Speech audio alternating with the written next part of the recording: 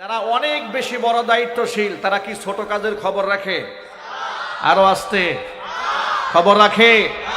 খবর রাখে না। সাধারণত এলাকার দায়িত্বশীল তিনি মানুষের টয়লেট বাথরুমে যাবে এই নগণ্য কাজের দায়িত্ব তার উপরে বর্তায় না। কিন্তু নবী করিম সাল্লাল্লাহু আলাইহি ওয়াসাল্লাম উম্মতকে বাথরুমে কোন পা দিয়ে ঢুকবে আর কোন পা দিয়ে বের হবে তাও শিখালেন। এই শিক্ষা দেওয়ার পরে মুশরিকরা, ইসলামের হেটার্স যারা, ইসলামকে যারা ঘৃণা করে, তারা সাহাবীদেরকে বলতে শুরু করলো যে তোমাদের নবী তোমাদেরকে বাথরুমে যাবার শিক্ষা দেয়, এই না তোমাদের শিক্ষায় এত গুরু দায়িত্ব? সাহাবায়ে কেরাম তাদের এই ঘৃণা ভরা বক্তব্যকে পুঁজি বানিয়ে কি জবাবটা দিলেন? সুবহানাল্লাহ। আগে বলেন। প্রশ্নটি করা হয়েছিল রাসূলের বয়োজ্যেষ্ঠ সাহাবী সালমান ফারসি রাদিয়াল্লাহু তাআলা আনহু কি তারা বলল তোমাদের নবী তোমাদেরকে বাথরুমে যাওয়াও শেখায়, এত বড় নবী হওয়ার পরে এটা কেমন কথা হলো? এটা কোনো কাজ হলো নাকি? সালমান ফারসি রাদিয়াল্লাহু তাআলা আনহু বলছেন, শোনো, আমাদের নবী আমাদের পিতৃ সমতুল্য। বাবা যেমন তার সন্তানকে ধরে ধরে হাঁটা শেখায়, কমটে বসতে বাবা যেমন শেখায়, বিশ্ব নবী রহমতের নবী বিশ্ব মানবতার কল্যাণে আগমন করার পরে আমাদেরকে একদম শিশু বাচ্চার মতো বাথরুমে ঢোকা পর্যন্ত শিখিয়ে দিয়েছে। কোনো কিছু বাদ দেয় নাই। বাথরুমে কোন পা দিয়ে ঢুকবো? আপনারা বলেন কোন পা? সবাই বলেন না।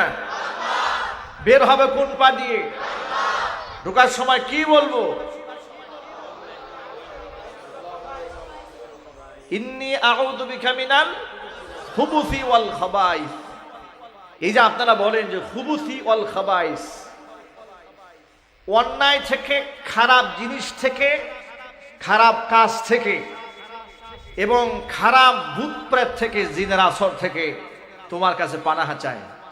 দোয়াটা কতটা বিজ্ঞানসম্মত, স্বাস্থ্যসম্মত, বাস্তবসম্মত কখনো কি ভেবে দেখেছেন?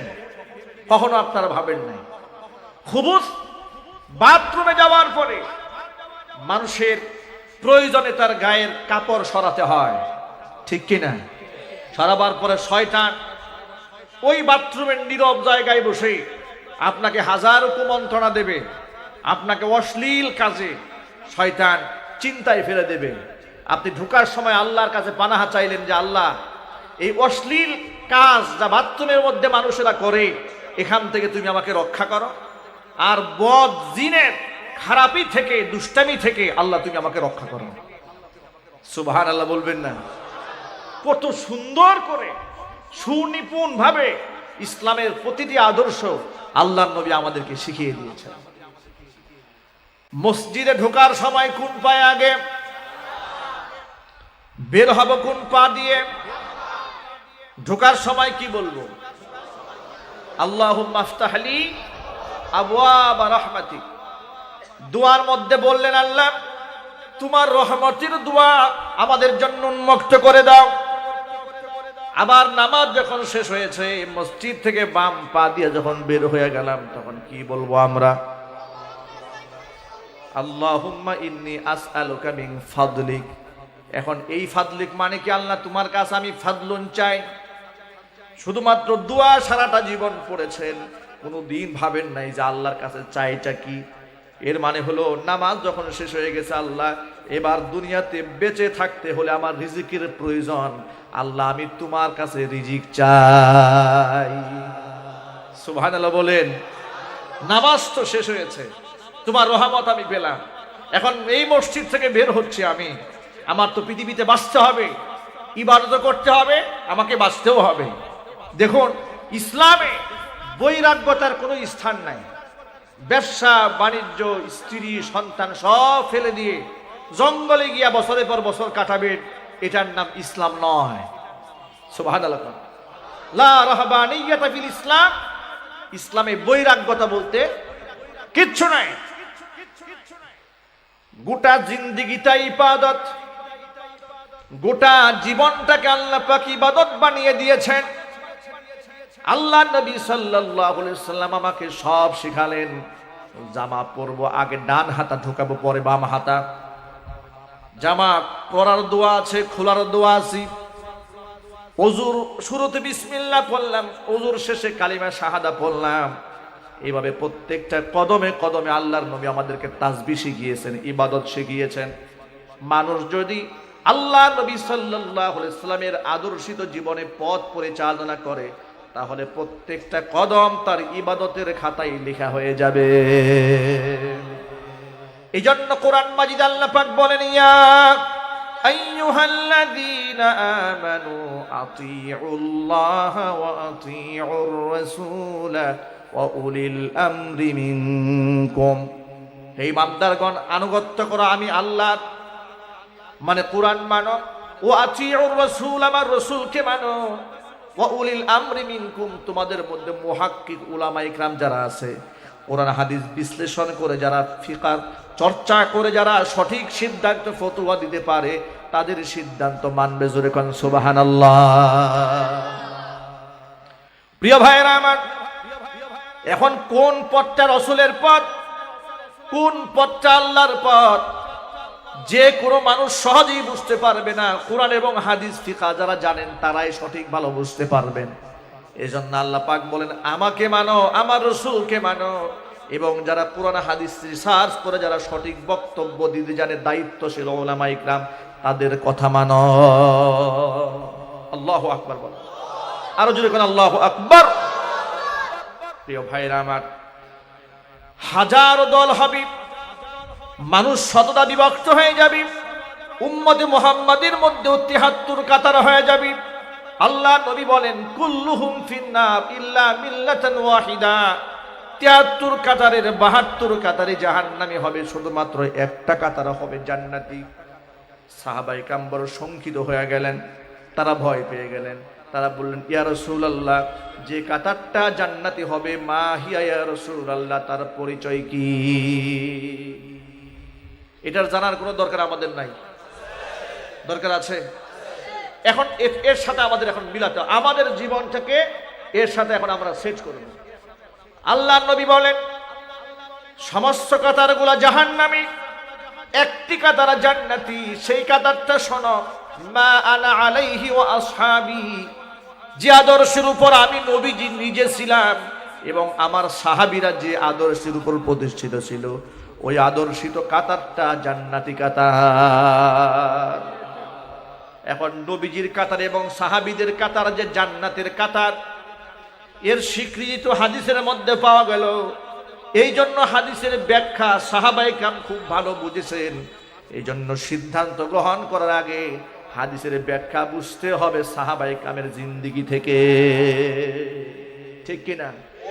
জুড়ে বলুন, ঠিক কিনা? হাদিসে বাহ্যিক দৃষ্টিতে একরকম মনে হয়, সাহাবায়ে কেরামের আমলটা ভিন্ন রকম মনে হয়। তখন সাহাবায়ে কেরামের আমলটা কি ছিল, হাদিসের প্রেক্ষাপটটা কি ছিল, এটা আমি আপনি ভালো যতটুকু না জানি, তার থেকে বেশি জানে সাহাবায়ে কেরাম। ঠিক কিনা? উদাহরণ দিয়ে বলি, তিনটি সহিহ হাদিসের মধ্যে এসেছে। একটি হাদিসের মধ্যে এসেছে, উকতুলুল কিলাব, কুকুরদেরকে ধরে ধরে হত্যা করো। বোঝার চেষ্টা করেন, হাদিসের একটা অংশের মধ্যে এলাম উকতুলুল কিলাব, ধরে ধরে কুকুরগুলাকে মারো। আরেকটা হাদিসের মধ্যে এসেছে উকতুলুল কিলাব আল আসওয়াদ, কালো কুকুরগুলাকে ধরে ধরে মারো। আরেকটা হাদিসের মধ্যে এসেছে মালি ওয়ালিল কিলাব, কুকুরের সাথে আমার দুশ্মনী, কোথায় যে কুত্তা মারবে। তিনটাই সহিহ হাদিস। এখন যারা এই হাদিসের প্রেক্ষাপট না জানেন, যারা হাদিস সম্পর্কে রিসার্চ না করেছেন, কোন হাদিসটা আগে কোন হাদিসটা পরে, কোনটা নাসিখ আর কোনটা মানসুখ, কোনটা রহিতকারী আর কোনটা রহিত হয়ে গেছে, এই সিদ্ধান্ত কি রিকশাওয়ালা বলতে পারবে? প্রফেসর বলতে পারবে? ডাক্তার, ইঞ্জিনিয়ার, কলামিস্ট, বুদ্ধিজীবী, কে বলতে পারবে? মুহাদ্দিস যারা, উলুমুল হাদিস নিয়ে যারা পড়াশোনা করেছেন, মুহাক্কিক মুদাক্কিক আলেম যারা, তারা বলতে পারবেন যারা কুতুবি সিত্তা পড়েছে, যারা চটি বই পড়ে ফতোয়া না দিয়ে বুখারী, মুসলিম, তিরমিজি, আবু দাউদ, নাসাই, ইবনে মাজাহ তো পড়েছে, সাথে সাথে নিজের জ্ঞান ভান্ডারকে আরো সমৃদ্ধ করার জন্য শরহ মানিল আসার পড়েছে, মুসনাদ ইমাম আহমদ ইবনে হাম্বল পড়েছে, মুয়াত্তা মালিক পড়েছে, মুয়াত্তা মুহাম্মদ পড়েছে। এই সমস্ত হাদিসের ভান্ডারের পুঞ্জীভূত ভান্ডার থেকে যারা জীবনটাকে উৎসর্গ করে দিয়েছেন কোরআন হাদিস রিসার্চ করতে গিয়ে, তারাই তো সঠিক সিদ্ধান্ত দিতে সক্ষম হবেন, ঠিক কিনা? নাকি যে কেউ আপনাকে পকেট থেকে একটা বাংলা বই বের করে বললো, এই যে দেখেন সহিহ আল বুখারী, বাস আপনি বললেন লাব্বাইক, এটা কি সহিহ হলো? হাদিসে থাকলেই তো আমার জন্য আমলযোগ্য নয়। হাদিসে তো এসছে আল্লাহর নবী সাল্লাল্লাহু আলাইহি ওয়াসাল্লাম দাঁড়িয়েও পেশাব করেছেন, কিন্তু দাঁড়িয়ে পেশাব করা কি সুন্নাত? আসি তো সহিহ হাদিসে। বুঝতে হবে প্রেক্ষাপটটা কি, জানতে হবে কোন আমলটা কি। আজকের এই উম্মতের ক্লান্তি লগ্নে এই সমস্ত ইখতিলাফ নিয়ে আমরা আলোচনা করতে চাই না, আমি আলোচনা করিও না, কিন্তু মনের দুঃখে মাঝে মাঝে বলতে হয়, একদিক থেকে ঈমান নিয়ে চলা বাংলাদেশে কঠিন হয়ে দাঁড়িয়েছে। কোরআনের কথা বলাই যেখানে কঠিন, আলেমদের পক্ষে কথা বলতে গেলে অদৃশ্য একটা শক্তি পিছন দিক থেকে টান দিয়ে ধরে, অসংখ্য ভুল ত্রুটি আমাদের বক্তব্য থেকে বিশ্লেষণ করে বের করে বামেরা। সেই জায়গায় আজকে যেখানে সমস্ত আলেমরা ভেদাভেদ ভুলে গিয়ে ভাই ভাই হাত মিলিয়ে ইসলামের জয়গান গাওয়ার জন্য একত্রিত হওয়ার কথা ছিল, বর্তমান সময়ে তা না করে নিজেদের মধ্যে কামড়া কামড়ি এখনো বাংলাদেশে দেখা যায়। এই দুঃখ রাখা জায়গা কোথায় বলেন আপনারা? যেখানে ঈমান নেই, ইসলাম নেই, বাঁচা কঠিন হয়ে দাঁড়িয়েছে, সেখানে এখনো পর্যন্ত যেখানে কোরআনের দুশমনদের কারণে আলেম ইসলাম হক্কানি আলেম ওলামারা মাঠে ময়দানে টিকে থাকাটাই মুশকিল হয়ে গেছে। নানা রকমের অপবাদ, নানা রকমের গান লঞ্চনা, নানা রকমের ষড়যন্ত্র করে করে আলেমদের কণ্ঠকে যেখানে স্তব্ধ করার ষড়যন্ত্র চালানো হয়, সেখানে আজকে অসংখ্য মুসলমানদের মধ্যে বিভেদ দেখা যায়, ঠিক কিনা? এই বিভেদ দূর করতে হবে, মনের মধ্যে ওয়াসাত রাখতে হবে। কয়েকদিন আগে বাংলাদেশে এক শেখকে দেখলাম, এদেশের এক মুহাক্কিক আলেমের নাম ধরে ধরে শুধু কটাক্ষই করছে না, অনেক বাজে বাজে কথা বলেছেন, অনেক বাজে কথা বলেছেন, আমি নাম বলতে চাই না। এই ক্লান্তি লগ্নে এবং যার ব্যাপারে কটাক্ষ করেছেন তিনি এই মুহূর্তে মাজলুম হালাতে কারাবরণ করছেন। কারাবরণ করা দেশের একজন মুহাক্কিক আলেম, যার ইমানি হুঙ্কারে টেকনাফ থেকে তেতুলিয়া, রূপসা থেকে পাথরিয়া পর্যন্ত দাও দাও করে ইমানের পতাকা উত্তোলন করার জন্য মানুষ দাঁড়িয়ে যেত, তাকে নিয়েও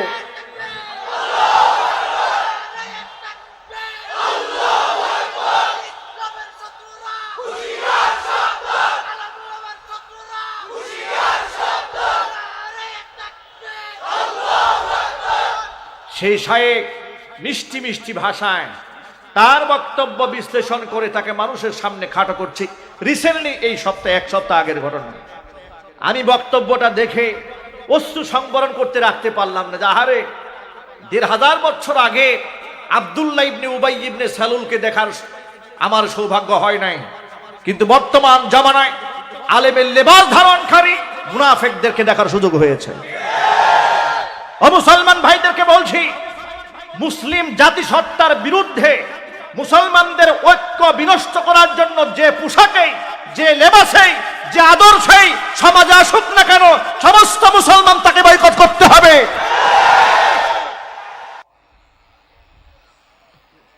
এই ব্যাপারে কোনো ছাড় দেওয়া যাবে না। যারা সরাসরি টুপির বিরুদ্ধে কথা বলেন, সরাসরি যারা দাড়ি কামায় দিবে বলে হুমকি দেয়, এমন পাগলাদের বিরুদ্ধে ওই সমস্ত শায়েখদের একটা বক্তব্য পাওয়া যায় না। কি বলেন, পাওয়া যায়? পাগলা বলে নাই আলেমদের দাড়ি কামায় দেবে, পাগলা বলে নাই ফতোয়া বন্ধ করতে হবে, পাগলা বলে নাই টুপি খুলে নেবে। যে পাগলা বলেছে টুপি খুলে নেবে, দাড়ি কামায় দেবে, ওই পাগল তোমরা শুনে রেখো, এদেশের মুসলমানদের রক্তে মাংসে ইমানি এমন জোশ রয়েছে, মুসলমানরা একটা তাকবীরের স্লোগান দিলে তোমার মতো হাজারো পাগল বঙ্গোপসাগরে নিক্ষিপ্ত হয়ে যাবে।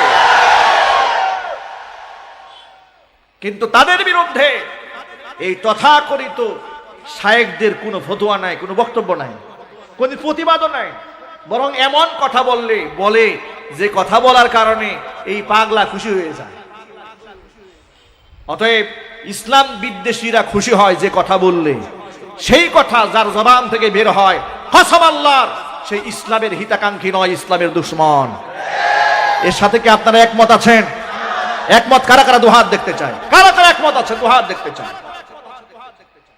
অতএব তারা ইসলামের সপক্ষের কেউ না, তারা মুসলমানদেরকে বিভেদ করতে এসেছে, মুসলমানদেরকে ভাগ করতে এসেছে। আমি আমার সকল ভাইদেরকে বলছি, রাজনৈতিক পরিচয় আপন আপন জায়গায় থাকার পরেও মুসলমানের মূল পরিচয় হচ্ছে আমি আল্লাহর নবীর একজন খাঁটি উম্মত। কিয়ামতের মাঠে হুজুরের হাতে হাউজে কাউসার পান করতে চাই, কিয়ামতের মাঠে আমি আমার নবীজির শাফাআত পেতে চাই, কিয়ামতের মাঠে আমার নবীজির সাথে আমি জান্নাতে যেতে চাই। এই আগ্রহ আছে কার কার মনের মধ্যে? হাত দেখতে চাই। আল্লাহ তুমি আমাদের সকলকে কবুল করে নাও, জোরে বলুন আল্লাহুম্মা আমিন। আল্লাহ যেন মঞ্জুর করেন, জোরে কোন আমিন। হাত নামান ভাইরা আমার, যেখানে আল্লাহর নবী সাল্লাল্লাহু আলাইহি সাল্লাম ফিতনা থেকে উম্মতকে বাঁচতে বলেছেন, কোরআন মাজিদ আল্লাহ পাক বলেন আল ফিতনাতু আশাদ্দু মিনাল কতলি, ফিতনা সৃষ্টি করা এটা হত্যার চাইতেও জঘন্য অপরাধ। আজকে সমাজের মধ্যে ছোটখাটো ইখতিলাফ নিয়ে বিভিন্ন মসজিদের মধ্যে ঝগড়া পর্যন্ত হয়ে যায়, ঠিক কিনা? একটা জায়েজ কাজ, যেমন উদাহরণ দিয়ে বলা যায় আমি জোরে বলা এবং আস্তে বলা। তাম পৃথিবীর কোন ফকিহ জোরে আমিন বলাকে নাজায়েজ হারাম বলে নাই, আর আস্তে বলাটাকেও পৃথিবীর কোন ফকিহ নাজায়েজ কিংবা হারাম বলে নাই। ইমামগণ ইখতিলাফ করেছেন যে আমার কাছে এটা উত্তম, আরেক ইমাম বলেছেন এটা হাদিস দৃষ্টিতে গবেষণা করে ইস্তিহাদের আলোকে আমার মনে হয়েছে আমিনটা জোরে বলা উত্তম। কেউ আমিন জোরে বলা উত্তম বলেছেন, কেউ তো আস্তে বলা উত্তম বলেছেন, কিন্তু প্রত্যেকেই ভিন্ন মুফতি এবং মুহাদ্দিস মুস্তাহিদের নামটা অত্যন্ত শ্রদ্ধার সাথে সম্মানের সাথে উল্লেখ করেছেন। কিন্তু আমাদের কিছু ভাইদের মেন্টালিটি এত জঘন্য মানসিকতা সৃষ্টি হয়েছে যে আস্তে যে বলে ওর নামাজই হয় না, ঠিক কিনা? রাস্তায় অসংখ্য বেনামাজি ঘুরে বেড়াচ্ছে, এটা নিয়ে তার মাথা ব্যথা নাই। অসংখ্য লোকেরা ইসলামের শেকড়টাকে উপড়ে ফেলার ষড়যন্ত্র চালাচ্ছে, এটা নিয়েও তার মাথা ব্যথা নাই। মসজিদে এসে আমিন সে আসতে বললো কেন, এই চিন্তায় পাগল হয়ে গেছে। কথা বলতে হবে। কিংবা আবার উল্টো চিত্রেও আছে, কেউ একটুখানি আমিন একটু জোরে বলেছে, এই জন্য তার দিকে খুব বাঁকা নজরে তাকাইছে, মনে হয় সে কাফির হয়ে গেছে। এই যে একটা মানসিকতা আমাদের মধ্যে আছে, এটা কি এই উম্মতের জন্য ভালো দিক? যদি বলেন ভালো দিক, কোনদিন এটা ভালো দিক না। এটাই তো ইসলামের সৌন্দর্যতা। আমার ভাই মসজিদে এসেছে আমার জন্য সৌভাগ্য, ঠিক কিনা? আমার তো খুশি হওয়ার কথা ছিল। যুবক হাত এখানে বেঁধেছে কিংবা বুকেই বেঁধেছে, ও তো আর মদের বারে যায় নাই, ও তো আমার মসজিদে এসে হাজিরাটা দিয়েছে। এটা তো আমার খুশি হয়ে যাওয়ার কথা ছিল। তাকে তো আমার শত্রু বানাবার কথা ছিল না। আমি তাকে ঘৃণা কেন করব? তাকে আমি আরো কাছে টানবো। যদি আমার কাছে এর থেকে উত্তম কোনো আমল থাকে আমার ভাইকে আমি সেটাও শিখাইয়ে দেব, ঠিক কিনা? আমি মোহাব্বত দিয়ে তাকে জয় করব। আল্লাহ নবী সাল্লাল্লাহু আলাইহি সাল্লাম দ্বীনের দাওয়াতের মেজাজ সাহাবীদেরকে শিখিয়ে দিয়েছেন কত সুন্দর করে। ইয়াসসিরু ওয়ালা তুআসসিরু। ও সাহাবীরা, ইসলাম যখন মানুষের সামনে পেশ করবে, কঠিন ভাবে ইসলামকে পেশ করে দিও না, যাতে করে আতঙ্কে ভয়ে মানুষ ইসলাম থেকে দৌড়ে পালায় যায়, এমন কাজ করো না। ইয়াসসিরু, মানুষের জন্য সহজ বানায় দাও। ওয়ালা তুআসসিরু, ইসলামকে জটিল এবং কঠিন ভাবে মানুষের সামনে উপস্থাপন করো না। বাশশিরু ওয়ালা তুনাফিরু, মানুষকে সুসংবাদ দিয়ে দিয়ে ডাকো, মানুষের মধ্যে ঘৃণা সৃষ্টি করে দূরে সরায় দিও না। যেখানে আল্লাহ কোরআন শরীফে নিজেই বলেন ইউরিদুল্লাহু বিকুমুল ইউসরা ওয়ালা ইউরিদু বিকুমুল উসরা, আমি আল্লাহ তোমাদের জন্য আমার সকল বিধানকে সহজ করে দিতে চাই, কঠিন কোন সিদ্ধান্ত আমি তোমাদের উপর চাপাই দেই না। এরপরে অন্য আয়াতে আল্লাহ পাক বলেন লা ইউকাল্লিফুল্লাহু নাফসান ইল্লা বুসআহা, মানুষের সাধ্যাতিরিক্ত কোনো কিছু মানুষের উপর আমি আল্লাহ চাপাই দেই না। জোরে কোন আল্লাহু আকবার। এখন আপনারাই বলেন আমাদের প্রতি আল্লাহর দয়া আছে না নাই? নবীজির ভালোবাসা আছে না নাই? ইসলামের মধ্যে কঠোর সহনশীলতা ইসলাম আমাদেরকে শিখিয়ে দিয়েছে। আজকে দেখেন সামান্য আমিন জুড়ে বলা আসতে বলা নিয়ে বাংলাদেশে মসজিদ পর্যন্ত ভাগাভাগি হয়ে যায়, ঠিক কিনা? আহারে মুসলমান, ১৫০০ বছর আগে যা ঘটলো লক্ষ্য করেন। আল্লাহর নবী মসজিদে নববীতে বসে আছেন, বেদুইন এসে মসজিদের ভিতরে দাঁড়িয়ে দাঁড়িয়ে পেশাব করা শুরু করে দিয়েছে। এটা শুধুমাত্র ঘটনা নয়, এটা শুধু একটা কাহিনী নয়। নিজেকে শুধরান, মানসিকতা বদলান, এটা মানসিকতা চেঞ্জ করার মতো একটা উপমা, একটা দৃষ্টান্ত। এই লোকটা যখন দাঁড়িয়ে পেশাব করছিলাম, সাহাবায়ে কেরাম রাগে গুসায় খুবে যাওয়ার ফেটে পড়ছিল, তাকে এখন এদের পিটাবার শুরু করে দেবে। ওমর রাদিয়াল্লাহু তাআলা আনহু বলেই ফেললেন, ইয়া রাসূলুল্লাহ, অনুমতি দেন, ওর কল্লাটা নামায়ে দেই। আল্লাহর নবী এদেরকে সামাল দিলেন, ধৈর্য ধারণ করতে বললেন তাকে পেশাব করতে দাও। পেশাব করা যখন শেষ হয়ে গেছে, সাহাবীদেরকে বললেন, সাহাবীরা বালতি ভরে পানি নিয়ে এসে পেশাবটা পরিষ্কার করো। আল্লাহু আকবার। রহমতের নবী পৃথিবীতে কি দৃষ্টান্ত শিখালেন মানুষকে। বেদুইন এসে পেশাব করেছে, রাসূল সাহাবীদেরকে বলছেন, আবু বকর আর উমরের মতো সাহাবী, তাদেরকে বলছেন বালতি ভরে পানি নিয়ে আসো, এই পেশাব ধুয়ে সাফ করো। আল্লাহু আকবার বলেন। নবী তাকে ধমক দিলেন না, গালমন্দ করলেন না, কাছে ডাকলেন, ডেকে বলেন, আল্লাহর বান্দা, এটা ইবাদতখানা, এটা পবিত্র রাখতে হয়, এটা নাপাক করতে হয় না। তুমি হয়তো বিদায় জানো না, তুমি এই জন্য কাজটা করেছো, ভবিষ্যতে এমন কাজ করবে না। এত সুন্দর করে তাকে বুঝিয়ে দিলেন। তিনি তো রাস্তায় যেন চলতেই পারেন না, এক কদম হাঁটেন, বিবেক তাকে 2 কদম পিছায় দেয়। এটা কেমন মানুষ?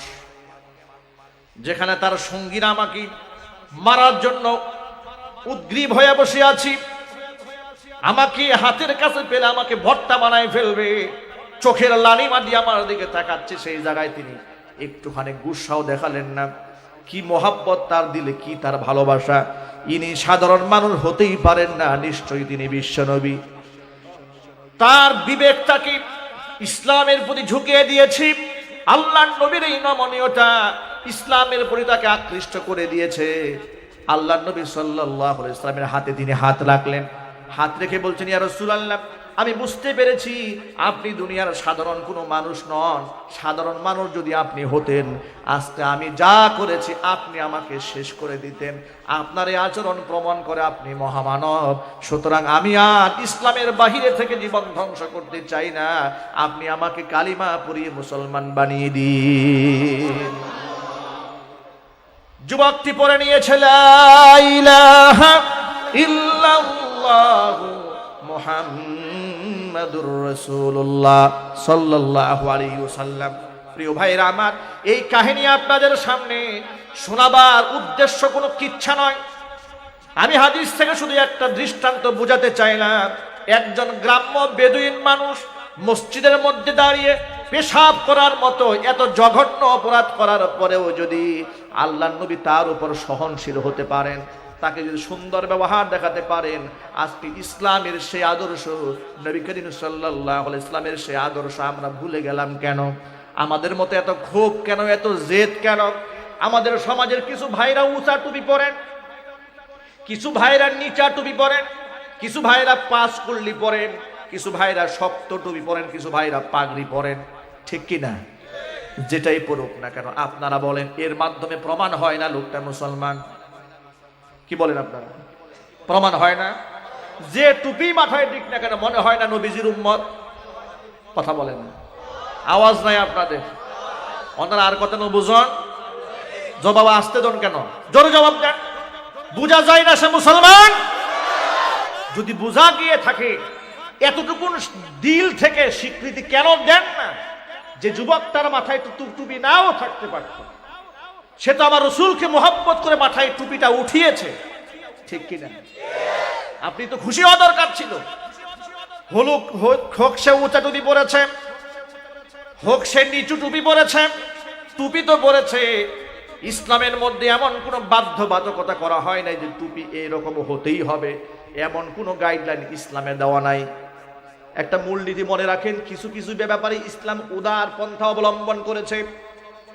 মানুষের রুচির সাথে ইসলাম অ্যাডজাস্ট করে দিয়েছে, কারণ ইসলাম হচ্ছে আদ-দীনুল ফিতরা, মানুষের স্বভাবজাত ধর্মের নাম হলো ইসলাম। সুবহানাল্লাহ, কোন আরো যদি কোন আল্লাহু আকবার। স্বভাবজাত ধর্মের নাম কি? ইসলাম। ইসলাম মানুষের তবিয়তের খেলাফ।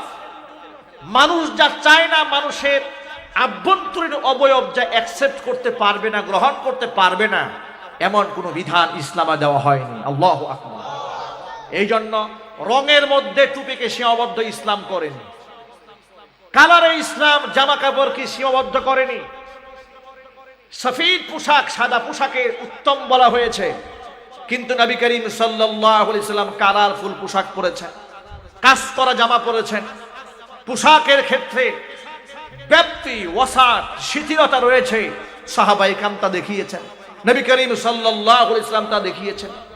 কিন্তু আমরা নিজেরা আমাদের কোরআনকে ঠিক রাখার জন্য আমরা যেন আমাদের দলের গণ্ডির বাহিরে যেতে পারি না, আমরা কেমন যেন আসাবিয়াতে জ্বলে পুড়ে ছাই হয়ে যায়, যার কারণে এক আলেমকে পিটায় তো আরেক আলেম হাসে, আরেক আলেমকে পিটায় আরেক আলেম হাসে। এই যদি হয় মুসলমানের চিত্র, কারো পিঠের চামড়া থাকবে না। সকল মুসলমানকে ঐক্য করে তুলতে হবে। মুসলমান ভাইরা আমার, আমাদের পরিচয় থাকবে একটা, আমরা কালিমার পতাকাকে বিশ্বাস করি, ইসলামকে বিশ্বাস করি, আল্লাহকে বিশ্বাস করি, রসুলের সুন্নাহকে এই জমিনে জিন্দা দেখতে চাই, রসুলের আদর্শকে সমস্ত আদর্শের উপরে প্রতিষ্ঠিত করতে চাই। এই সংগ্রামে যদি জীবন, জান, মাল উৎসর্গ করতে হয়, কিছু ত্যাগের বিনিময়ে যদি আমার আরেক ভাইয়ের হাতে হাত রাখতে হয়, সেই ক্ষেত্রে ভূমিকা রাখতে হবে। রাজি আছেন? পারবেন কারা কারা? কারা কারা পারবেন?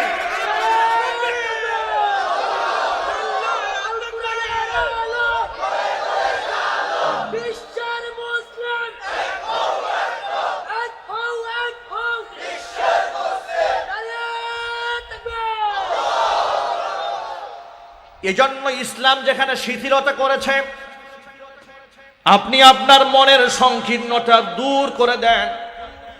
আপনার ভালো করে লক্ষ্য করবেন, দেখবেন আমাদের বাংলাদেশের আলেমদের এক ধরনের পোশাক, মিশরের আলেমদের আরেক ধরনের পোশাক, ঠিক কিনা? ইন্দোনেশিয়ার, মালয়েশিয়ার আলেমদের ভিন্ন রকম পোশাক, সৌদি আরবের আলেমদের ভিন্ন পোশাক। টুপির ধরন ইন্দোনেশিয়ার একরকম, সৌদি আরবের মানুষের আরেক রকম। এখন আপনারা বলেন, শুধুমাত্র সৌদি আরব কিংবা বাংলাদেশের যারা নিচা টুপি পরলো কিংবা শুধু সফেদ পোশাকি পরলো তারাই বেহেশতে যাবে, আর ইন্দোনেশিয়া, মালয়েশিয়া, মিশরে যারা বসবাস করে সব দুজকে যাবে? কিন্তু কেন আমাদের মধ্যে এই মানসিকতা? কেন এগুলো দূর হয় না? ইসলামের মূল জায়গায় এক থাকুন। আমরা শাখা নিয়ে মারামারি করি, আর কাফের আমাদের মূল কাটে, ঠিক না? আমরা গাছের ডালাকে নিয়ে, লতা পাতা নিয়ে গবেষণা করি, আর কাফেররা মূল কাটা নিয়ে গবেষণা করে। সুযোগ পেয়েছে কেন? সুযোগ পেয়েছে আমরা নিজেরাই তো ডাল ভাঙি। ডাল ভাঙার জন্য তো আরেকজন লাগে না, ডাল ভাঙার জন্য আমার আপনার মতো দাড়িওয়ালা আরেকজন যথেষ্ট হয়ে যায়। আমাদের কাছে বিভিন্ন ইন্টেলিজেন্স ব্রাঞ্চ থেকে, গোয়েন্দা সংস্থা থেকে আমাদেরকে বলা হয়, হুজুর আপনারা আমাদেরকে দুশ্মন মনে করবেন না, এদেশের আলেমদের দুশ্মন তো আলেমরাই। এক আলেমের নামে আরেকজন এসে এত বড় তালিকা দিয়ে যায় যে এই অবস্থা, এই সহিনা, এর মাথা খারাপ আছে, এই সমস্যা আছে। এই বিভাজন তো আমরা করি না। আমরা কি বুঝি? আমরা কি বলা দলিল সঠিক না জল্লিন সঠিক আমরা কি পড়েছি? আমরা তো জানি না, কিন্তু আমাদেরকে বোঝানো হয়, আমরা বুঝতে বাধ্য হয়ে যায়। তখন এর মধ্যে বিভেদ সৃষ্টি হয়। আমি আমার সকল ভাইদেরকে বলছি, ভাইরা, আজকে এ দেশ সহ গোটা পৃথিবীতে ইসলামের খুব ক্রান্তিকাল চলছে। পৃথিবীর প্রত্যেকটা দেশে মুসলমানরা মাজলুম। ভারতের কি অবস্থা মুসলমানদের আপনারা জানেন। ভারতের এক ভাই আমাকে হোয়াটসঅ্যাপে মেসেজ করলেন, হুজুর, মুসলমানদের উপর নাকি হিন্দুদের উপর নাকি বাংলাদেশে কোথায় কোন আক্রমণ হয়েছে। এই আক্রমণকে কেন্দ্র করে ত্রিপুরাতে অসংখ্য মসজিদ আগুন দিয়ে পুড়িয়ে দেওয়া হয়েছে, কোরআন শরীফ পুড়িয়ে দেওয়া হয়েছে, অসংখ্য ইমাম সাহেবের পেটের মধ্যে ছুরি ঢুকিয়ে দেওয়া হয়েছে। এগুলোই করা হচ্ছে। আজকে গোটা পৃথিবীতে আজকে আমরা মাজলুম। আমরা কথা বলতে পারি না, আমরা কথা বলতে চাই। এ কথা আমাদের বলতে হবে। সেদিন পারবো যেদিন আমাদের মধ্যে ভ্রাতৃত্ব মোহাব্বত সৃষ্টি হবে, ঠিক কিনা? বিভিন্ন সময় দেখা যায় একটা মাহফিলে একজনে আলেমকে ধমক দেয় তো মাহফিল বন্ধ হয়ে যায়। আমার প্রশ্ন হচ্ছে, হাজার হাজার ইমামদারের সামনে একটা মুনাফেক সাহস পাইল ধমক দিতে, কিন্তু প্রতিবাদ করার সাহস হইল না 1000 মানুষের। সবাই মনে করে আমি চুপ থাকলে আমি নিরাপদ, সবাই আপন জায়গায় নিরাপদ থাকতে চায়। আমি সকলকে স্মরণ করে দিতে চাই, বাঁচতে হলে সকলে একত্রে বাঁচতে হবে, আর মরতে হলে একসাথেই মরতে হবে। রাজি আছেন কারা? দুহাত দেখতে চায়।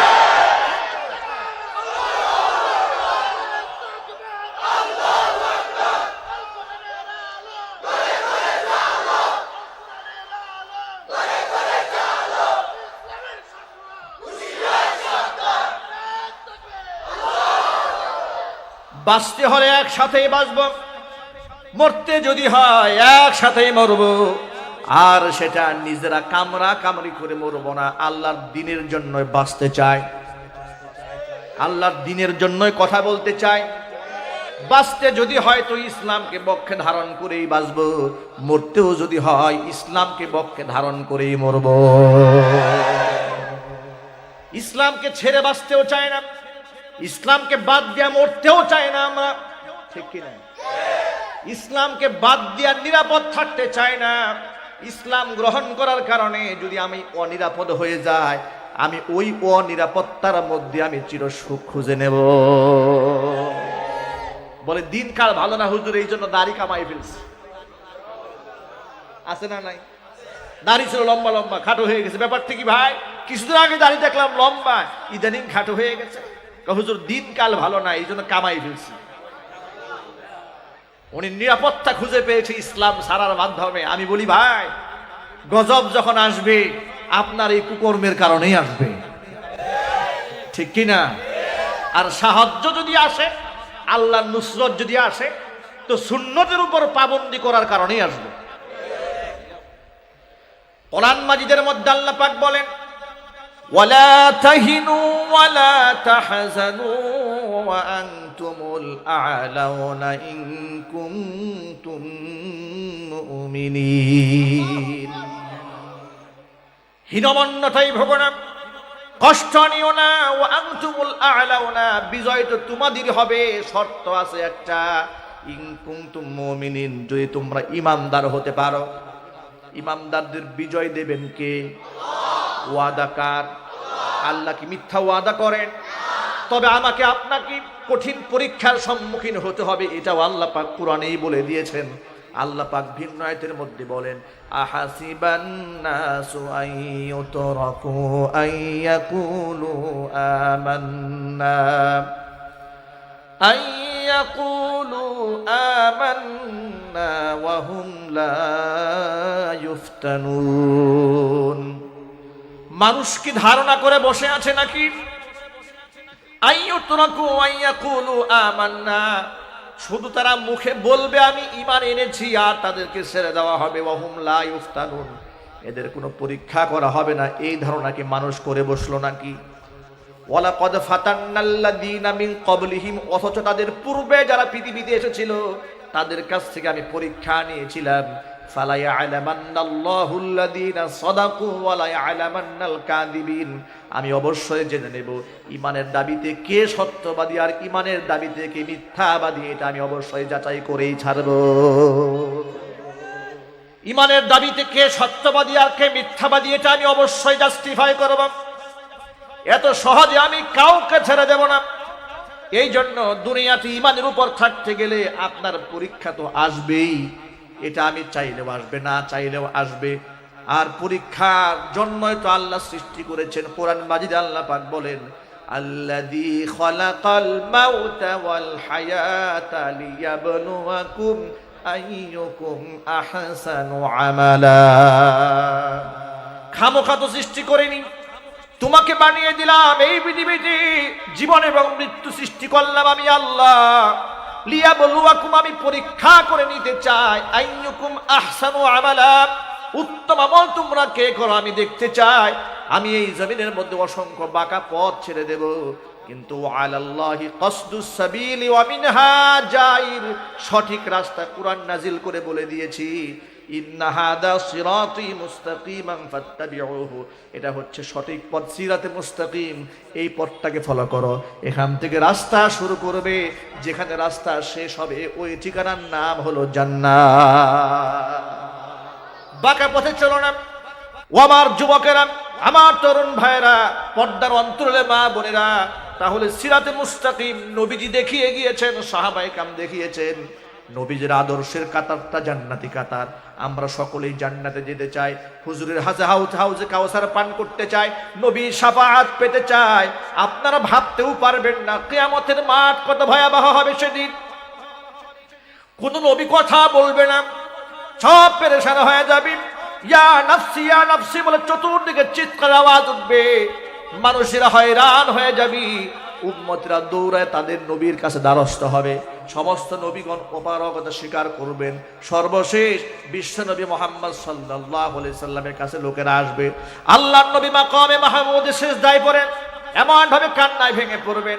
আল্লাহর নবীর চোখে যে কত পানি সেদিন বয়ে যাবে তার কোনো শেষ নাই, হাদিসে তার বর্ণনা নাই। শুধু এসেছে আল্লাহর নবী সাল্লাল্লাহু আলাইহি সাল্লাম 63 বছরের হায়াতে জিন্দেগিতে এত কান্না করেন নাই। হাসরের মাঠে সিজদায় পড়ে আল্লাহর নবী যত কাঁদবেন, আল্লাহ সুবহানাহু ওয়া তাআলা ঘোষণা দিবেন, নবীজি ইরফা রাসাক, মাথা উঠান, ওয়াসফা তুসাফা, আপনি আজকে সুপারিশ করুন, আপনার সুপারিশ মঞ্জুর করা হবে। কিয়ামতের মাঠে আল্লাহ যাকে সুপারিশ করার পারমিশন দিবেন একমাত্র তিনিই সুপারিশ করতে পারবেন। আল্লাহ যাকে সুপারিশ করার পারমিশন দেবে না, আল্লাহ যাকে কথা বলার ক্ষমতা দেবে না, কেউ কথা বলতে পারবে না। আপনারা তো সকলেই জানেন, মানদাল্লাযী ইয়াশফাউ ইনদাহু ইল্লা বিইযনি, এমন কি আছে আল্লাহর পারমিশন ছাড়া সেদিন আল্লাহর সামনে কথা বলবে?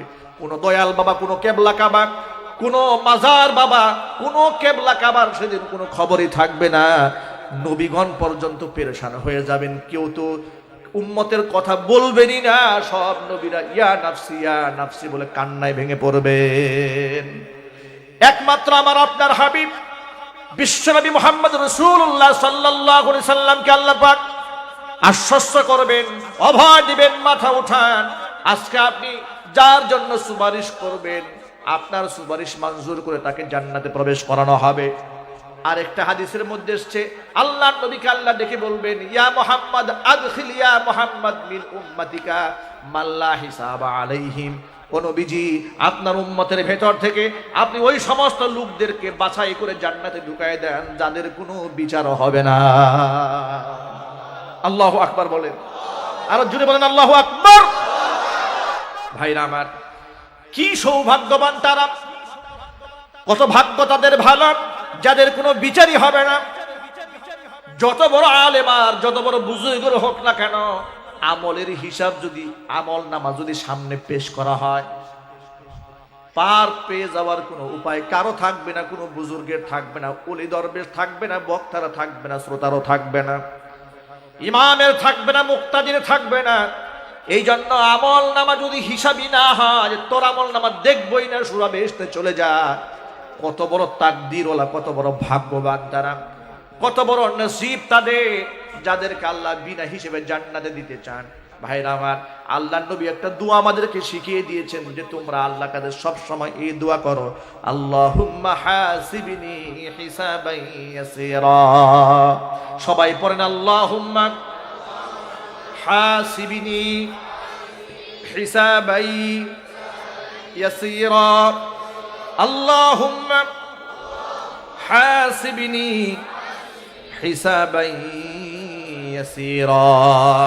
অর্থ হচ্ছে আল্লাহ তুমি আমার হিসাবটাকে সহজ বানিয়ে দাও, আর হিসাব সহজ বানাবার মানে হচ্ছে বিনা হিসেবে জান্নাত দিয়ে দেওয়া। ঠিক কি না? আল্লাহ পাক যেন বিনা হিসেবে আমাদেরকে জান্নাত দেন। যদি বলেন আল্লাহুম্মা আমিন। যুবক ভাইরা আমার, তাহলে নবীজি তো কিছু কিছু মানুষকে চিনবেন, যাদেরকে নবীজি আলাদা করে নেবেন, বাছাই করে নেবেন, কিন্তু প্রথমত তিনি উম্মতকে ভাগ করে ফেলবেন। মা আয়েশা রাদিয়াল্লাহু তাআলা আনহা বলছেন, ইয়া রাসূলুল্লাহ, আদম আলাইহিস সালাতু ওয়াসসালাম থেকে নিয়ে শুরু করে তামাম পৃথিবীর সমস্ত নবীদের সমস্ত উম্মতরা হাসরে মাঠে দাঁড়াবে।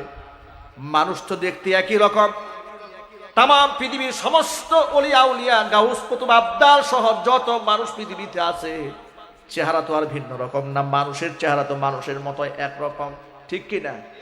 অমানুষ যারা হয় তারা দেখতে তো মানুষের মতোই লাগে, ঠিক কি না? দেখতে মানুষের মতো, ব্যবহারটা জানোয়ারের মতো, কিন্তু সে তো মানুষের মতো। তা আপনি কি করে চিনবেন এটা আপনার উম্মত, এটা ইব্রাহিম আলাইহিস সালামের উম্মত, এটা মুসা আলাইহিস সালাতু ওয়াসসালামের উম্মত? আপনি চিনবেন কি করে?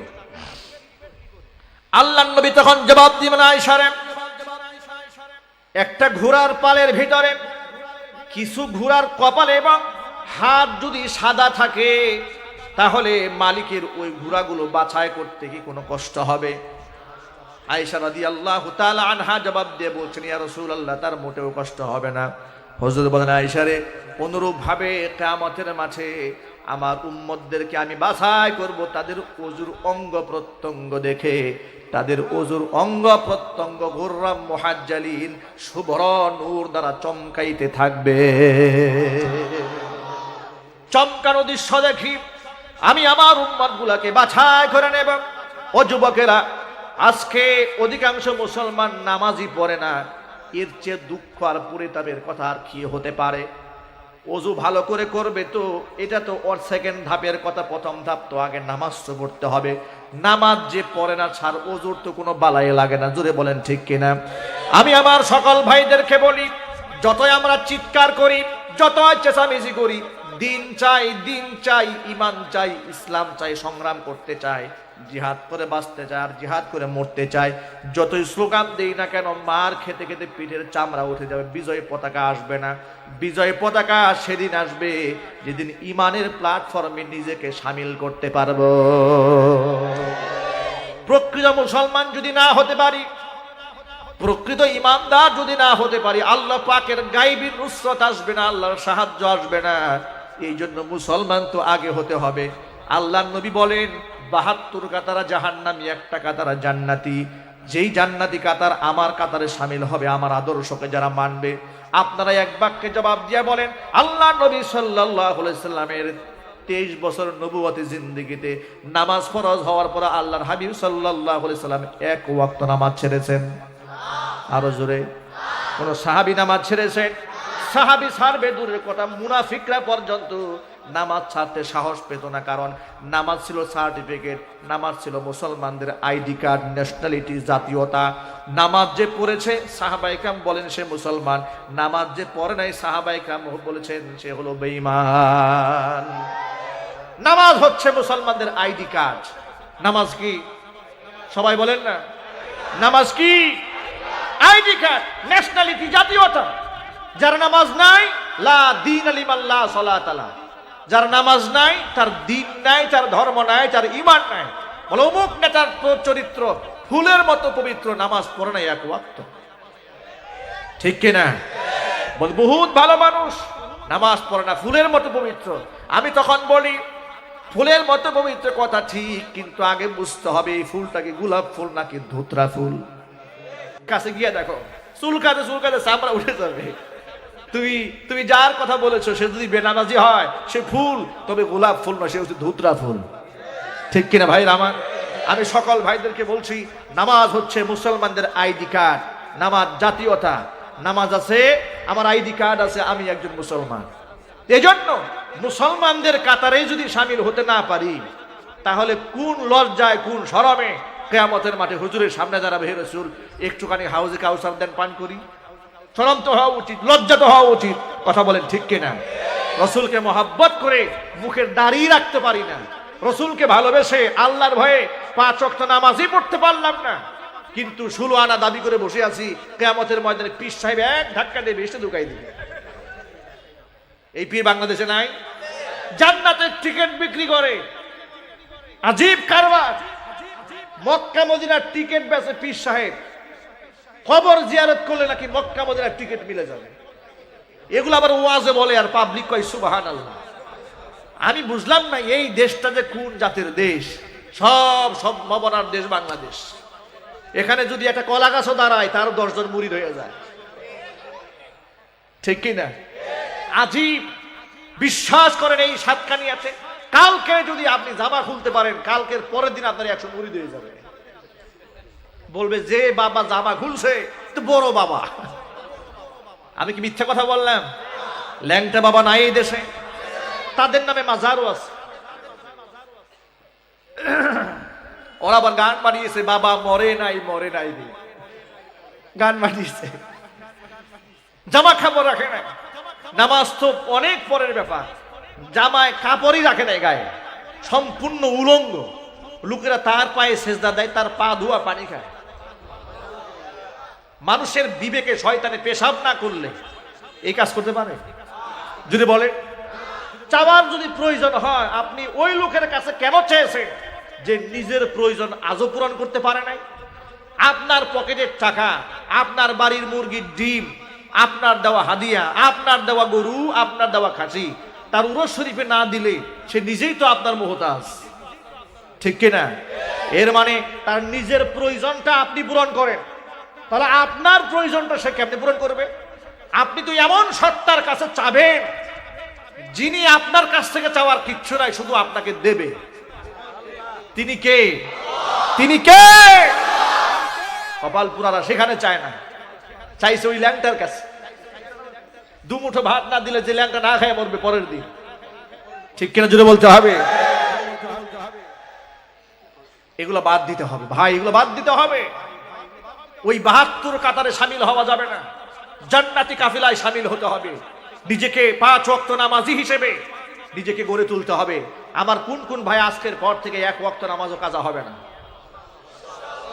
1 ওয়াক্ত নামাজও কাজা হবে না ইনশাআল্লাহ।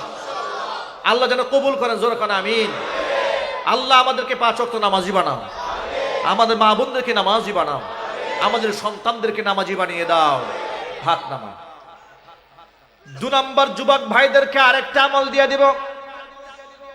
এই নামাজ যেন আপনি সঠিকভাবে আদায় করতে পারেন এবং ইসলামের কাজ যেন আপনার জন্য সহজ হয়ে যায়, কঠিন না হয়ে যায়, এই জন্য মুখের দাড়িটা রেখে দেন। আপনি বিশ্বাস করেন দাড়ি রাখার পর ইসলামের সমস্ত নীতিমালা চলা, নীতির পথে চলা আপনার জন্য আল্লাহ সহজ করে দেবে। অনেক গুনাহ থেকে আপনি অটবিরত হয়ে যাবেন। রাস্তাঘাটে দেখবেন অসংখ্য লোকেরা দাঁড়িয়ে পেশাব করে।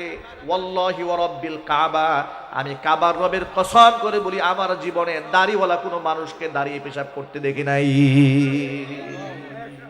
আপনারা দেখেছেন কেউ দাড়িওয়ালা কোনো মানুষকে? আমি জীবনে, আলেম না, পাবলিক, দোকানদার, ব্যবসায়ী, কিন্তু দাঁড়িয়ে আছে, দাঁড়িয়ে পেশাব করেছে, এমন দৃশ্য আমি জীবনে দেখি নাই।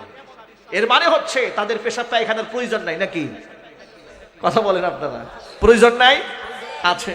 কিন্তু দাড়ি এমন একটা মুনাব্বর আমল, এটা শিআর ইসলাম। এই আমলটার বদৌলতে আল্লাহ এই দুনিয়াতে আপনাকে একটা ওয়াকার দেবে, আপনাকে একটা গাম্ভীর্যতা দেবে, আপনাকে একটা শ্রদ্ধার আসনে বসাবে। আপনাকে চেনে আর চেনে না অজানা অসংখ্য মানুষেরা শ্রদ্ধায় নত হয়ে আপনাকে সালাম দিয়ে বসবে। আপনার জন্য সিট ছেড়ে দেবে বাসের ভেতরে।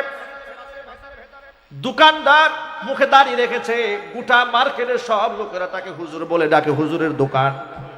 সুবহানাল্লাহ। কোন ভাইরা আমার চিন্তা করে দেখেন একটু, আমরা হুজুর হলাম 12 বছর 16 বছর লেখাপড়া করে, উনি দাঁড়িয়ে রেখে হুজুর হয়ে গেছে। মানে মানে আলেম ওলামাদের লেবাস ধরেছে, রাসূলের আদর্শ গায়ে সেট করেছে। আল্লাহ সুবহানাহু ওয়া তাআলা তাকে জিরো থেকে হিরো বানায় হুজুর বানাই দিয়েছে। সুবহানাল্লাহ বলেন। অতএব দাড়ি রাখলে ইজ্জত কমে যায়, সম্মান কমে যায়। ইজ্জত কে বাড়াই দিবেন জোরে বলেন? আল্লাহ পাক ইজ্জত বাড়াই দিবেন। যুবকেরা আজকের পর থেকে মুখের দাড়িটা রাখা যাবে না ইনশাআল্লাহ। কারা কারা পারবেন? আল্লাহকে খুশি করার জন্য হাত তোলেন, আল্লাহকে খুশি করার জন্য। আল্লাহ যেন কবুল করেন, জোরে কোন আমিন। হাত নামান। অনেক যুবকেরা বলে হুজুর দাড়ি তো রাখতে চায়, তবে বউ পারমিশন দেয় না, ঠিক কিনা? উনি আবার অন্য মহিলার সাথে ভিডিও চ্যাট করে, মোবাইলে কথাবার্তা বলে, এখানে আর বউর পারমিশন লাগে না। বউকে মানে দাড়ির ক্ষেত্রে খুব মানে, অন্য কোথাও বউরে মানে না। যেখানে মানা দরকার সেখানে মানে না, আর যেখানে মানা দরকার নাই, যেখানে আল্লাহ রসুলের নির্দেশ রয়েছে লা তাআতা লি মাখলুকিন ফি মাসিয়াতিল খালিক, আল্লাহকে অসন্তুষ্ট করে পৃথিবীর কোনো প্রাণীকে সন্তুষ্ট করা যাবে না। এটা মাথায় রাখতে সব সময়, যে আল্লাহ যদি আমার প্রতি নারাজ হয় এই কাজটা করলে, কিন্তু অমুকে খুশি হয়, তাহলে দুনিয়ার অনেক বড় দুনিয়াদার, সে খুশি হয়ে যাবে এই কাজটা যদি আমি করি কিংবা না করি। আপনারা বলেন, মানুষের খুশির জন্য কি আল্লাহকে নারাজ করা যাবে? বরং আল্লাহকে খুশি করতে গিয়ে দুনিয়ার কোটি মানুষকে আমি অসন্তুষ্ট করতেও রাজি আছি। তবে এই কথাও জেনে রাখেন, আপনি আল্লাহর খুশির জন্য যদি আপনি কোনো কাজ করেন, মানুষকে আল্লাহ আপনার অসন্তুষ্ট করে রাখবে না। অসংখ্য মুমিন মানুষের ভালোবাসা তাদের অন্তরে আপনার জন্য আল্লাহ পয়দা করে দেবেন। এটা আল্লাহর ওয়াদা আছে। কোরআন মাজিদ আল্লাহ রাব্বুল আলামিন বলেন, লক্ষ্য করেন, ইন্নাল্লাযীনা আমানু ওয়া আমিলুস সালিহাতি সায়াজআলু লাহুমুর রাহমানু বুদ্দা। নিশ্চয়ই যারা ঈমান আনে, ভালো কাজ যারা করে, অবশ্যই তাদের জন্য মানুষের অন্তঃকরণে আমি আল্লাহ আন্তরিকতা মহাব্বত ঢেলে দেই। হাদিসের মধ্যে এসেছে, আল্লাহ যখন কোনো বান্দাকে ভালোবাসেন, আল্লাহ জিবরিল ফেরেশতাকে ডেকে বলেন, জিব্রাইল অমুক ব্যক্তিকে আমি ভালোবাসি, ফাহিব্বা তুমিও তারে ভালোবাসো। জিব্রাইল তখন তাকে ভালোবাসে, ফাআলানা ফিস সামা, জিব্রাইল ভালোবেসে নিজের মধ্যে ক্ষান্ত না রেখে গোটা আসমানের ফেরেশতাদের মধ্যে ঘোষণা দিয়ে বলেন, ফেরেশতারা জমিনের অমুকের পুত্র অমুককে আল্লাহ ভালোবাসেন, বিদায় আমিও ভালোবাসি, তোমরাও তাকে ভালোবাসো। গোটা ফেরেশতা কুল যখন তাকে ভালোবাসি, আল্লাহ নবী বলেন, ফায়ুদউ লাহুল কাবুলু ফিল আরদি, জমিনের মধ্যে আল্লাহ পাক তার একটা গ্রহণযোগ্যতা তৈরি করে দেন, তার একটা মহাব্বত আল্লাহ তৈরি করে দেন। কেমন মহাব্বত তৈরি হয় লক্ষ্য করেন। করোনাকালীন সময়ে মা মারা গেছে, সন্তান বের হয় নাই, বাবা মারা গিয়েছে, সন্তান বাবার লাশকে ধরে নাই, ঘরের উঠানের সামনে বাবা 3 দিন পর্যন্ত মরে পড়ে আছে, ঘর থেকে লোকেরা কেউ বের হয় নাই। নিজের স্বামী ঘরের নিচতলায় এই করোনার সময়, বাস্তবতা নাই? আরো জোরে বলেন।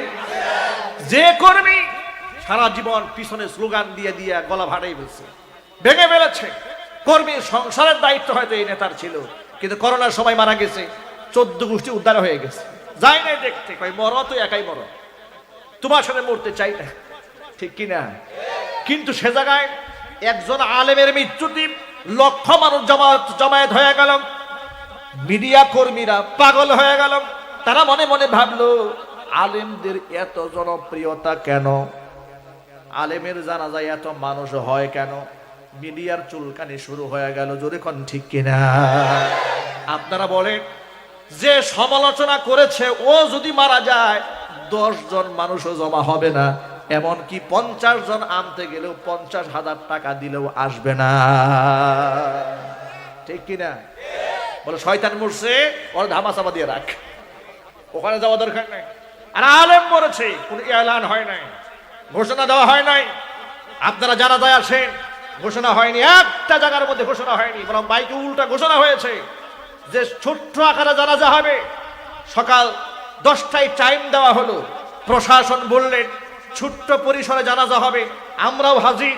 হঠাৎ করে 9:30 বাজতে না বাজতেই ডানে বামে সামনে পেছনে তাকায় দেখি বাঁধ ভাঙা জোয়ারের মতো মানুষের ঢেউ আসতেছে। আরো আসতে আল্লাহু আকবার বলেন। ইজ্জতটা কে দিয়েছেন? সম্মান কে দিয়েছেন? টাকা পয়সা দিয়ে পারবা না এগুলা অর্জন করতে। অতএব আলেমদের সাথে হিংসা করে নয়, বিদ্বেষ সৃষ্টি করে নয়, ঈর্ষা করে নয়, বুকের সাথে বুক মিলাও, ইজ্জত আল্লাহ বাড়াই দেবেন। দুশ্মনী আলেমদের সাথে দুশ্মনী করলে কপালে আল্লাহ আগুন লাগাই দেবে। কথা বলতে হবে, তোমার কোনো অবস্থান থাকবে না, তুমি ফোর্স ছাড়া 2 কদম হাঁটতেও পারবা না। তোমার কলিজার পানি শুকাইয়ে যাবে। আর যে আলেমকে এক নজর দেখার জন্য লক্ষ মানুষ জমা হয়ে যায়, তুমি তাকাই দেখো উনি একাকী সাদা মাঠা অবস্থায় রাস্তায় হাঁটতেছে, যুবকরা তারা হাত ধরে চুমা খাচ্ছে। আল্লাহু আকবার বলেন। কক্সবাজারে একটা মাহফিলে গেলাম, এক রাস্তায় এক যুবকের দেখা, দৌড়ে এসে যুবক বলছে, হুজুর আমার মনে একটা স্বপ্ন ছিল, যদি আপনি আমাকে সুযোগ দেন। বললাম কি স্বপ্ন আপনার? যুবক বলছে, হুজুর অনলাইনে বহুত আলোচনা শুনি আপনার, আমি মনে মনে তামান্না করেছিলাম যেদিন প্রথম আপনাকে দেখবো আপনার কপাল ধরে একটা চুমা খাবো। চিনি না, জানি না, নাম ঠিকানা জানা নাই, কপাল ধরে চুমা খাবে তার স্বপ্ন রাস্তার মাঝখানে। আমি একটু লজ্জিতই হলাম, লোকেরা আমার দিকে তাকিয়ে আছে, যুবকরা আমার কপাল ধরে চুমা খাচ্ছে। আরেকজন এসছে, হুজুর আপনার হাতটা বাড়ায়, হাতটা একটু চুমা খায়। আপনারা বলেন এদের সাথে আমাদের রাজনৈতিক সম্পর্ক আছে? টাকা পয়সার লেনদেন আছে? এদেরকে টাকা দিয়ে আমরা পালি যে আমাদের বাহিনী হিসেবে যেখানে যাবি সেখানেই সেট হয়ে যাবি? আমরা বলি কখনো না। ইসলামের পথে আপনি চলুন, গোটা জগতের সমস্ত মানুষকে আল্লাহ সুবহানাহু ওয়া তাআলা আপনার বাহিনীতে পরিণত করে দেবে। যদি বলতে হবে ঠিক কিনা? অযুবকেরা আমার, ইসলামের পথেই থাকেন, ইজ্জত আল্লাহ পাক বাড়াই দেবেন। ছোট্ট একটা ঘটনা আপনাদের সামনে আমি শোনাই দিতে চাই। কষ্ট হচ্ছে নাকি? বিরক্ত হচ্ছেন? আমিরুল মুমিনিন খলিফাতুল মুসলিমিন ওমর ফারুক রাদিয়াল্লাহু তাআলা আনহু, আল্লাহ পাক যার সম্মান এত বাড়িয়ে দিয়েছিলেন, রাস্তায় যে রাস্তায় তিনি হাঁটতেন, হুজুর বলেন যে রাস্তায় ওমর হাঁটে সেই রাস্তায় শয়তানও হাঁটে না। আল্লাহ পাক তাকে এই ওয়াকার দিয়েছিলেন, এই ভাব গাম্ভীর্যতা কে দিয়েছিলেন? আল্লাহ পাক দিয়েছিলেন। ইসলামের কারণে দিয়েছিলেন, দ্বীনের কারণেই দিয়েছিলেন, দ্বীনি মেজাজের কারণে আল্লাহ পাক তাকে এই সম্মান দিয়েছিলেন। তিনি যখন খেলাফতের দায়িত্ব পালন করছেন, পৃথিবীর পৃথিবীর শাসক তিনি, ফিলিস্তিনের বিস্তীর্ণ অঞ্চল এখনো পর্যন্ত মুসলমানদের কবজায় আসে নাই। সাহাবীদের সাথে, মুজাহিদ বাহিনীর সাথে সেখানকার লোকদের লড়াই চলছে। খ্রিস্টান পাদ্রীরা প্রস্তাব দিল, তোমাদের খলিফাকে ডাকো, আমরা একটা সন্ধি চুক্তি করতে চাই। খলিফার কাছে আওয়াজ পাঠানোর পরে আল বিদায়া ওয়া নিহায়া কিতাবের মধ্যে ইতিহাসটা এভাবে লেখা হয়েছে, হযরত উমর বললেন আমি ফিলিস্তিনে যাত্রা করব। মদিনা থেকে রওনা হবেন, ফিলিস্তিনে যাবেন আন্তর্জাতিক সফরে। তিনি আশ্চর্যজনকভাবে সফরের প্রস্তুতি নিলেন। এত দূরের সফর, তিনি তার দুর্বল উটটাকে রেডি করলেন যাওয়ার জন্য। তিনি যে উটে সবসময় এলাকার মধ্যে চলেন, আর গায়ের যে জামাটা আগে ছিল ওই জামাটাই তিনি পরলেন। জামাটার কয়েকটা জায়গার মধ্যে তালি দেওয়া। এখন সাহাবায়ে কেরাম সাথী সঙ্গী যারা ছিলেন তারা মনে মনে ভাবতেছিলেন যে খলিফা যদি অন্ততপক্ষে যাওয়ার সময় জামাটা পরিবর্তন করে যায়, তাহলে বিদেশি মেহমানদের সামনে মুসলমানদের সম্মানটা বেড়ে যাবে।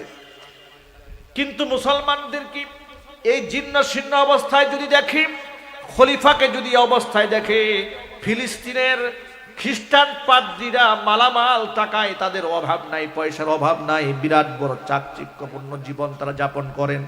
তারা তো মুসলমানদেরকে মনে করবে সি মুসলমানরা কত বড় ছোট লোক, দামই দিবে না। এটা হলো একটা স্বাভাবিক ব্যাপার। দেখবে রাস্তাঘাটে যার পোশাকটা একটু দামি হয় তাকে লোকেরা একটু বেশি দাম দেয়, ঠিক না? স্বাভাবিক স্ট্যাটাস হয়ে দাঁড়িয়েছে, সামাজিকতা।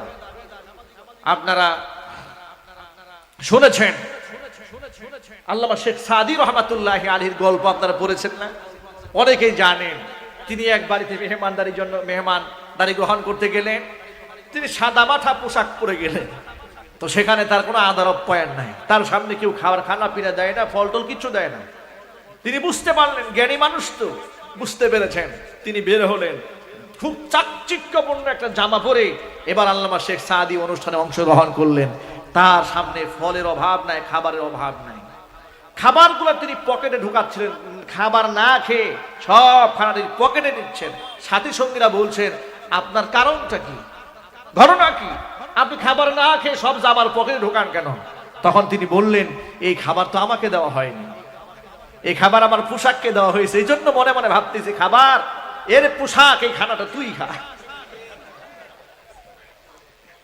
আমি তো আগেও এসেছিলাম, আমাকে এই ফল দেওয়া হয়নি, কিন্তু ফল দিয়েছে তখন যখন আমার গায়ে পোশাকটা থাকলো, তখন বোঝা গেল এই ফলটা আমার হক না, এটা জামার হক, এই জন্য জামার পকেটে ঢুকাচ্ছে, পকেটেই খানা খা। ভাই আমার, এটা মানুষের মধ্যে একটা স্বভাবজাত ব্যাপার যে একজন একটু পরিপাটি থাকলে মানুষ তাকে একটু মূল্যায়ন করে। সাহাবায়ে কেরাম তো মনে মনে এটাই চাইলেন, খলিফা যেন অন্তত পক্ষে জামাটা চেঞ্জ করে যায়। কিন্তু খলিফার সামনে প্রস্তাবটা কে দিবে, কার এই সাহস আছে? ওমর রাদিয়াল্লাহু তাআলা আনহুর সামনে গিয়ে বলবেন যে খলিফা জামাটা চেঞ্জ করেন, কেউ সাহস পায় না। আল্লাহ পাক তাকে একটা ব্যক্তিত্ব দিয়েছিলেন, ওমরে ফারুক তার উপাধি। আল্লাহু আকবার বলেন, বিরাট ব্যক্তিত্ব দিয়েছেন, কেউ কথা বলতে সাহস পায় না। এক পর্যায়ে সবাই পরামর্শ করলেন প্রস্তাবটা কার মাধ্যমে দেওয়া যায়। সবাই প্রস্তাব করলেন এই প্রস্তাবটা একমাত্র হযরত আলী ছাড়া কেউ দিতে পারবে না। যেহেতু আলী আহলে বাইতের সদস্য, একমাত্র তিনিই পারবেন এই প্রস্তাবটা দিতে। সাথীরা সবাই মিলে হযরত আলীকে পাঠিয়ে দিলেন খলিফার কাছে। খলিফার কাছে আলী বিনয় অবনত চিত্তে প্রস্তাবটা পেশ করলেন, আমিরুল মুমিনিন, সাথীরা সবাই চাচ্ছে আপনি জামাটা চেঞ্জ করে যান, কিন্তু কেউ বলতে সাহস পায় না, এই জন্য আমি বললাম। ওমর রাদিয়াল্লাহু তাআলা আনহু জবাব দিয়ে বললেন, আলী শোনো, কুন্না আদাল্লাল কওমি, এই পৃথিবীর মধ্যে আমরা ছিলাম সবচাইতে নিকৃষ্ট জাতি। আরবের লোকদেরকে রোম পারস্যের লোকেরা কোনো সম্মান দিত না, মর্যাদা দিত না। আমাদেরকে বেদুইন মনে করতো, গাউয়া ভূত মনে করতো। আমাদের কোনো ইজ্জত ছিল না, কোনো সম্মান ছিল না। ফাআযানা বিল ইসলাম, আল্লাহ রাব্বুল আলামিন ইসলাম নামক নিয়ামতের মাধ্যমে গোটা বিশ্বব্যাপী আমাদের ইজ্জতকে সমন্বিত করেছেন। এত ইজ্জত আল্লাহ ইসলামের কারণেই দিলেন। অতএব জামা দিয়া, ইসলামের জামা দিয়া আমাদের সম্মান হয় নাই, ইসলামের সৌন্দর্যতা দিয়ে আমাদের সৌন্দর্যতা বেড়েছে। অতএব তামাম দুনিয়া সব ছেড়ে দিতে পারি, ইসলামের আদর্শ ছেড়ে দিতে রাজি নই। আল্লাহু আকবার বলেন। আমি এই ঘটনা দিয়ে যে মেসেজ দিতে চাই তা একটুখানি পরেই বলছি। এই ঘটনার সর্বশেষ অবস্থা কি হলো লক্ষ্য করেন। উমর রাদিয়াল্লাহু তাআলা আনহু জামা তো চেঞ্জ করলেন না, কিন্তু সাথীরা সুকৌশলে তার জন্য একটা ঘোড়ার ব্যবস্থা করলেন। অন্তত পক্ষে দুর্বল উট নিয়ে যেতে বহু সময় লেগে যাবে, উট নিয়ে না গিয়ে অন্তত পক্ষে ঘোড়ার পৃষ্ঠে সওয়ার হয়ে যেন দ্রুতগামী ঘোড়ার পৃষ্ঠে সওয়ার হয়ে তাড়াতাড়ি চলে যায়। তার জন্য একটা ঘোড়াকে সাজিয়ে গুজিয়ে আনা হলো। তিনি ঘোড়ার পৃষ্ঠে উঠলেন, ঘোড়াকে যখন হাঁকিয়ে দিলেন, ঘোড়াটা এত জোরে দৌড় দিয়েছি, ওমর রাদিয়াল্লাহু তাআলা আনহু ঘোড়ার লাগামটা টেনে ধরলেন, ঘোড়া থেকে লাফ দিয়ে নেমে পড়লেন। সাথীদেরকে বললেন তাড়াতাড়ি এটাকে এখান থেকে নিয়ে যাও, এটা ঘোড়া না, এটা হলো শয়তান। সাথীরা অবাক হয়ে গেলেন, খলিফা আপনি ঘোড়াকে শয়তান বললেন কেন? ঘোড়া শয়তান হলো কি করে? খলিফা বলছেন, আমি যখন ঘোড়ার পৃষ্ঠে উঠে সওয়ার হলাম, আমি যখন ঘোড়াকে হাঁকিয়ে দিয়েছি, ঘোড়া যখন সজোরে দৌড় দিয়েছে, আমার মনের মধ্যে একটা ভাবের উদয় হয়েছে। ঘোড়ার পৃষ্ঠে যখন সওয়ার হয় দেখবেন দেখতে কি সুন্দর লাগে, ঠিক না? ঘোড়া যখন অনেক সজোরে দৌড় দেয় দেখতে দৃশ্যটা দারুণ লাগে না? যিনি ঘোর সওয়ার তার কাছে খুব ভাব হয় যে বিরাট বেটা, আমি এত জোরে ঘোড়া দৌড়াচ্ছে আমার ঘোড়াটা। এই জন্য দেখবেন পৃথিবীতে ঘোর দৌড় প্রতিযোগিতা হয় না? ঘোর দৌড় প্রতিযোগিতা হয়, এটা একটা ক্রেডিটের ব্যাপার। ওমর রাদিয়াল্লাহু তাআলা আনহু বলছেন যে ঘোড়ার কারণে, সাওয়ারির কারণে আমার মনের মধ্যে একটু ভাব আসছে, এটা তো সাওয়ারি না, এটা শয়তান। অহংকার ধাক্কা দিয়েছে। যে ঘোড়া আমার মধ্যে অহংকার সৃষ্টি করেছে, এটা ঘোড়া নয়, শয়তান, এটা চোখের সামনে থেকে সরাই দাও। আল্লাহু আকবার বলে। আর আমাদের বড় নেতা তো দূরে কথা, ছোটখাটো একটু নেতা হইলে কি ভাব, আরে ডানে বামে সামনে পিছনে যাওয়ার তো কোনো উপায় নেই, তারা যে সব পিছনে যায়, ঠিক কি না?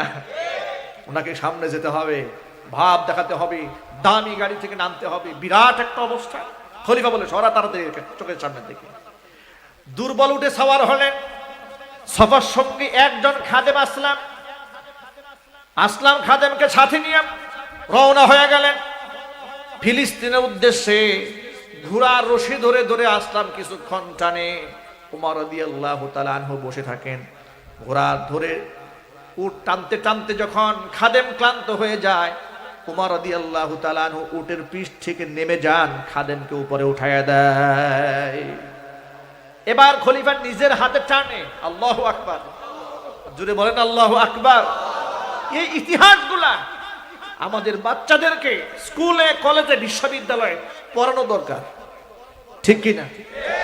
এগুলা পড়ানো দরকার। এগুলা যদি পড়ানো হতো, এ দেশ, এ সমাজ, এ জাতি আরো অনেক ভালো হয়ে যেত।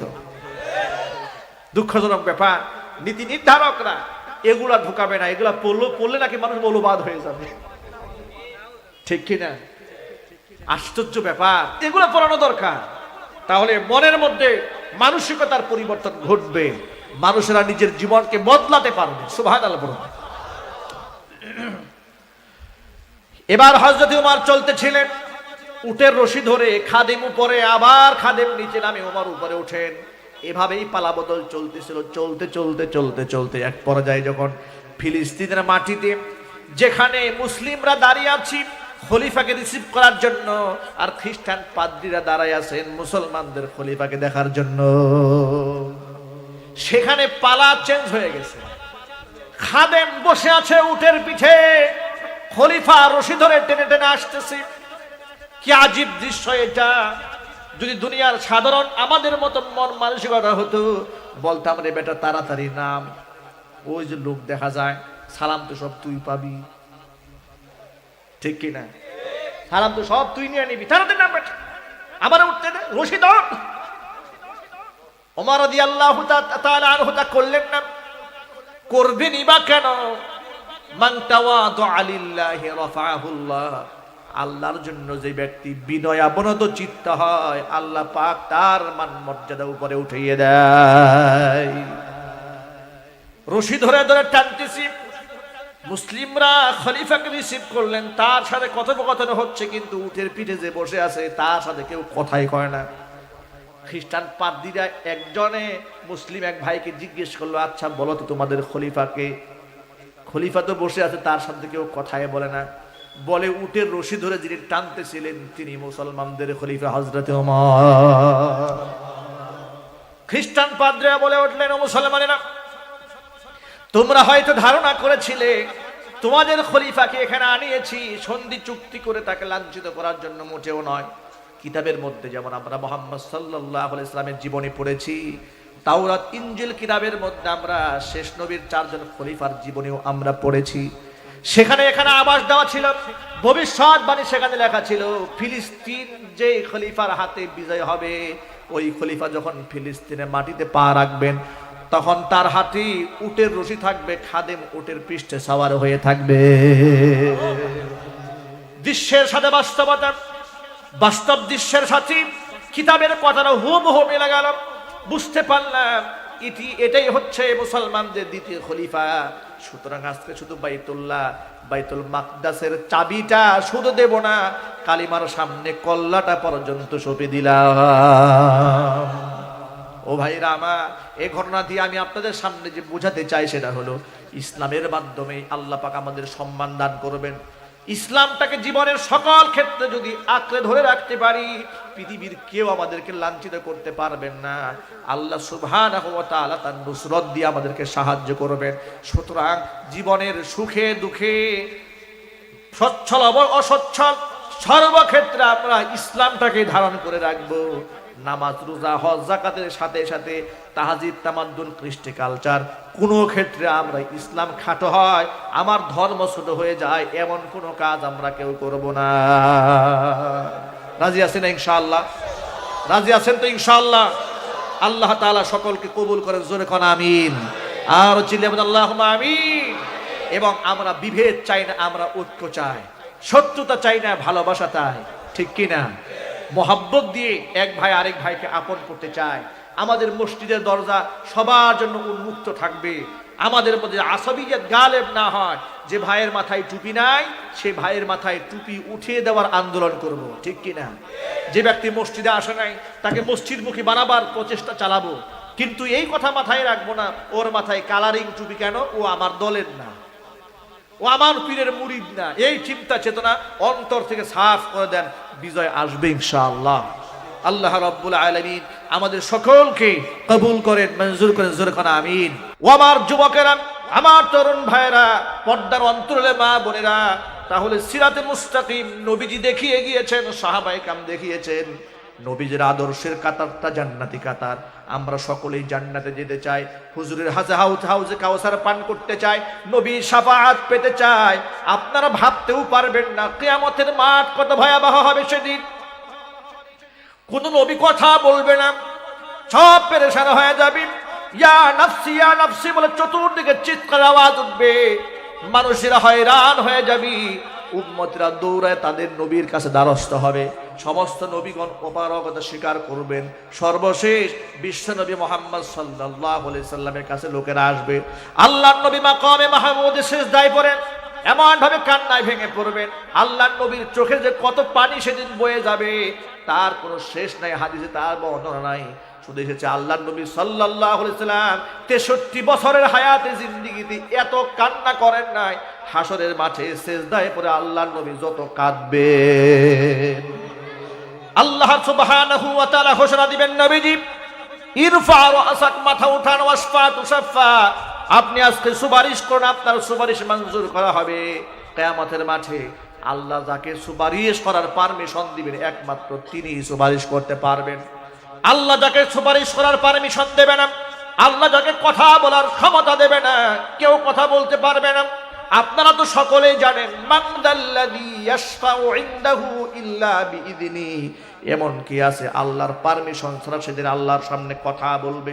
কোন দয়াল বাবা, কোন কেবলা কাবা, কোন মাজার বাবা, কোন কেবলা কাবার সেদিন কোনো খবরই থাকবে না। নবীগণ পর্যন্ত পেরেশান হয়ে যাবেন, কেউ তো উম্মতের কথা বলবেনই না। সব নবীরা ইয়া নাফসি বলে কান্নায় ভেঙে পড়বেন। একমাত্র আমার আপনার হাবিব বিশ্বনবী মুহাম্মদ রাসূলুল্লাহ সাল্লাল্লাহু আলাইহি সাল্লামকে আল্লাহ পাক আশ্বস্ত করবেন, অভয় দিবেন, মাথা উঠান। আজকে আপনি যার জন্য সুপারিশ করবেন, আপনার সুপারিশ মঞ্জুর করে তাকে জান্নাতে প্রবেশ করানো হবে। আর একটা হাদিসের মধ্যে এসেছে, আল্লাহর নবীকে আল্লাহ ডেকে বলবেন, ইয়া মুহাম্মদ আদখিল ইয়া মুহাম্মদ মিন উম্মাতিকা মাল্লা হিসাবা আলাইহিম, ও নবীজি আপনার উম্মতের ভেতর থেকে আপনি ওই সমস্ত লোকদেরকে বাছাই করে জান্নাতে ঢুকায় দেন যাদের কোনো বিচার হবে না। আল্লাহু আকবার বলেন, আর জুড়ে বলেন আল্লাহু আকবার। ভাইরা আমার, কি সৌভাগ্যবান তারা, কত ভাগ্য তাদের ভালো যাদের কোনো বিচারই হবে না। যত বড় আলেম আর যত বড় বুজুর্গ হোক না কেন, আমলের হিসাব যদি, আমল নামা যদি সামনে পেশ করা হয়, পার পেয়ে যাওয়ার কোনো উপায় কারো থাকবে না, কোনো বুজুর্গের থাকবে না, ওলি দরবেশ থাকবে না, বক্তারা থাকবে না, শ্রোতারও থাকবে না, ইমামের থাকবে না, মুক্তাদির থাকবে না। এই জন্য আমল নামা যদি হিসাবই না হয়, তোর আমল নামা দেখবই না, সুরা বেহেশতে চলে যা। কত বড় তাকদীর ওলা, কত বড় ভাগ্যবান তারা, কত বড় নসিব তাদের, যাদেরকে আল্লাহ বিনা হিসেবে জান্নাতে দিতে চান। ভাইরা আমার, আল্লাহর নবী একটা দোয়া আমাদেরকে শিখিয়ে দিয়েছেন যে তোমরা আল্লাহর কাছে সব সময় এই দোয়া করো, আল্লাহুম্মা হাসিবনি হিসাবান ইয়াসীরা। সবাই পড়েন, আল্লাহুম্মা হাসিবনি হিসাবান ইয়াসীরা, আল্লাহুম্মা হাসিবনি হিসাবান ইয়াসীরা। অর্থ হচ্ছে, আল্লাহ তুমি আমার হিসাবটাকে সহজ বানিয়ে দাও। আর হিসাব সহজ বানাবার মানে হচ্ছে বিনা হিসেবে জান্নাত দিয়ে দেওয়া, ঠিক কি না? আল্লাহ পাক যেন বিনা হিসেবে আমাদেরকে জান্নাত দেন, যদি বলেন আল্লাহুম্মা আমিন। যুবক ভাইরা আমার, তাহলে নবীজি তো কিছু কিছু মানুষকে চিনবেন, যাদেরকে নবীজি আলাদা করে নেবেন, বাছাই করে নেবেন। কিন্তু প্রথমত তিনি উম্মতকে ভাগ করে ফেলবেন। মা আয়েশা রাদিয়াল্লাহু তাআলা আনহা বলছেন, ইয়া রাসূলুল্লাহ, আদম আলাইহিস সালাতু ওয়াস সালাম থেকে নিয়ে শুরু করে তামাম পৃথিবীর সমস্ত নবীদের সমস্ত উম্মতরা হাসরে মাঠে দাঁড়াবে। মানুষ তো দেখতে একই রকম, তামাম পৃথিবীর সমস্ত ওলিয়া উলিয়া, গাউস কুতুব, আবদাল সহ যত মানুষ পৃথিবীতে আছে, চেহারা তো আর ভিন্ন রকম না। মানুষের চেহারা তো মানুষের মতোই একরকম, ঠিক কি না? অমানুষ যারা হয় তারা দেখতে তো মানুষের মতোই লাগে, ঠিক কি না? দেখতে মানুষের মতো, ব্যবহারটা জানোয়ারের মতো। কিন্তু সে তো মানুষের মতো। তা আপনি কি করে চিনবেন এটা আপনার উম্মত, এটা ইব্রাহিম আলাইহিস সালামের উম্মত, এটা মুসা আলাইহিস সালামের উম্মত? আপনি চিনবেন কি করে? আল্লাহর নবী তখন জবাব দিবেন, আয়েশারে, একটা ঘোড়ার পালের ভিতরে কিছু ঘোড়ার কপালে এবং হাত যদি সাদা থাকে তাহলে মালিকের ওই ঘোড়াগুলো বাছাই করতে কি কোনো কষ্ট হবে? আয়েশা রাদিয়াল্লাহু তাআলা আনহা জবাব দিয়ে বলছেন, ইয়া রাসূলুল্লাহ, তার মোটেও কষ্ট হবে না। হযরত বলেন, আয়েশারে, অনুরূপ ভাবে কিয়ামতের মাঠে আমার উম্মতদেরকে আমি বাছাই করব তাদের ওযুর অঙ্গ প্রত্যঙ্গ দেখে। তাদের ওযুর অঙ্গ প্রত্যঙ্গ গুররাম মুহাজ্জালিন, শুভ্র নূর দ্বারা চমকাইতে থাকবে। চমকানো দৃশ্য দেখি আমি আমার উম্মতগুলোকে বাছাই করে নেব। ও যুবকেরা, আজকে অধিকাংশ মুসলমান নামাজই পড়ে না। এর চেয়ে দুঃখ আর পরিতাপের কথা আর কি হতে পারে? ওযু ভালো করে করবে তো এটা তো ওর সেকেন্ড ধাপের কথা। প্রথম ধাপ তো আগে নামাজ তো পড়তে হবে। নামাজ যে পড়ে না ছাড় ওযুর তো কোনো বালাই লাগে না। জোরে বলেন ঠিক কিনা?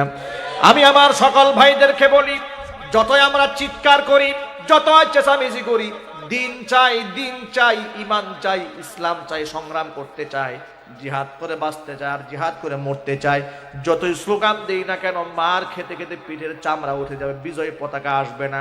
বিজয় পতাকা সেদিন আসবে যেদিন ঈমানের প্ল্যাটফর্মে নিজেকে শামিল করতে পারবো। প্রকৃত মুসলমান যদি না হতে পারি, প্রকৃত ঈমানদার যদি না হতে পারি, আল্লাহ পাকের গায়বী নুসরত আসবে না, আল্লাহর সাহায্য আসবে না। এই জন্য মুসলমান তো আগে হতে হবে। আল্লাহর নবী বলেন, ৭২ কাতারা জাহান্নামী, একটা কাতারা জান্নাতি। যেই জান্নাতি কাতার আমার কাতারে শামিল হবে, আমার আদর্শকে যারা মানবে। আপনারা এক বাক্যে জবাব দিয়ে বলেন, আল্লাহ নবী সাল্লাল্লাহু আলাইহি সাল্লামের 23 বছর নবুয়তি জিন্দেগিতে নামাজ ফরজ হওয়ার পর আল্লাহর হাবিব সাল্লাল্লাহু আলাইহি সাল্লাম এক ওয়াক্ত নামাজ ছেড়েছেন?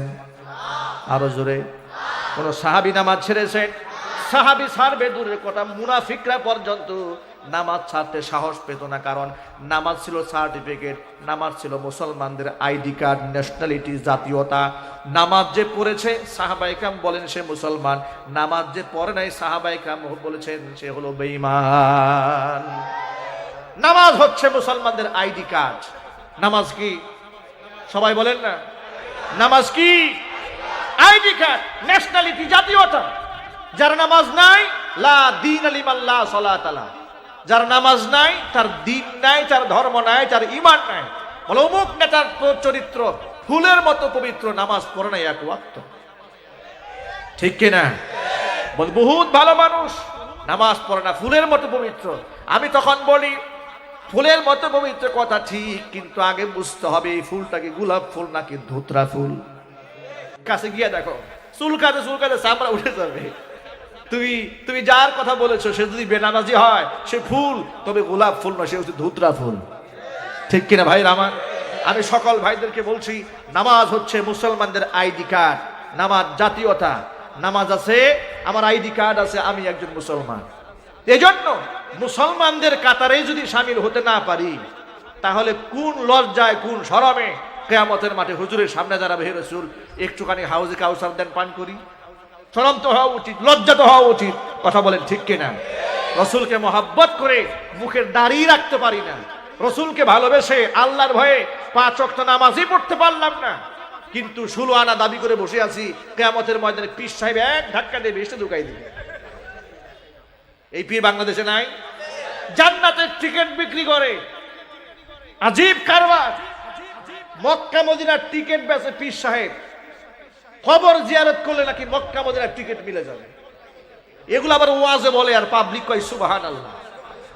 আমি বুঝলাম না এই দেশটা যে কোন জাতের দেশ। সব মবনার দেশ বাংলাদেশ। এখানে যদি একটা কলা গাছও দাঁড়ায় তার 10 জন মুরিদ হয়ে যায়। ঠিক কিনা? আজীব। বিশ্বাস করেন এই সাতকানিয়াতে কালকে যদি আপনি জামা খুলতে পারেন, কালকের পরের দিন আপনার 100 মুরিদ হয়ে যাবে। বলবে যে বাবা জামা খুলছে তো বড় বাবা। আমি কি মিথ্যা কথা বললাম? ল্যাংটা বাবা নাই এই দেশে, তাদের নামে মাজারও আছে। ওরা আবার গান বানিয়েছে, বাবা মরে নাই মরে নাই দিয়ে গান বানিয়েছে। জামা কাপড় রাখে নাই, নামাজ তো অনেক পরের ব্যাপার, জামায় কাপড়ই রাখে নাই গায়ে, সম্পূর্ণ উলঙ্গ, লোকেরা তার পায়ে সেজদা দেয়, তার পা ধোয়া পানি খায়। মানুষের বিবেকে শয়তানে পেশাব না করলে এই কাজ করতে পারে? যদি বলে চাওয়ার যদি প্রয়োজন হয়, আপনি ওই লোকের কাছে কেন চেয়েছেন যে নিজের প্রয়োজন আজও পূরণ করতে পারে নাই? আপনার পকেটের টাকা, আপনার বাড়ির মুরগির ডিম, আপনার দেওয়া হাদিয়া, আপনার দেওয়া গরু, আপনার দেওয়া খাসি, তার উরস শরীফে না দিলে সে নিজেই তো আপনার মুহতাজ, ঠিক কিনা? এর মানে তার নিজের প্রয়োজনটা আপনি পূরণ করেন, তাহলে আপনার প্রয়োজনটা সে কেমনে পূরণ করবে? আপনি তো এমন সত্তার কাছে চাবেন যিনি আপনার কাছ থেকে চাওয়ার কিচ্ছু নাই, শুধু আপনাকে দেবে। তিনি কে? তিনি কে? কপালপুরারা সেখানে চায় না, চাইছে ওই ল্যাংটার কাছে।